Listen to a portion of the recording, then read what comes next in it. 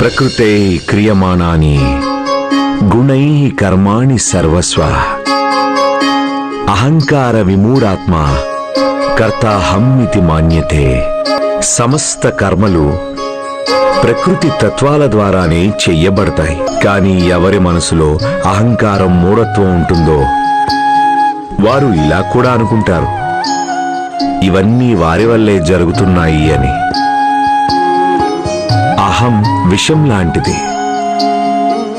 అది గనుక మనిషి జీవితంలోకి ప్రవేశిస్తే అప్పుడు మొట్టమొదట మనిషి జీవితంలోని మధురమైన అంశాలన్నిటినీ జీవితంలో నుంచి బయటికి తరిమి కొడుతుంది.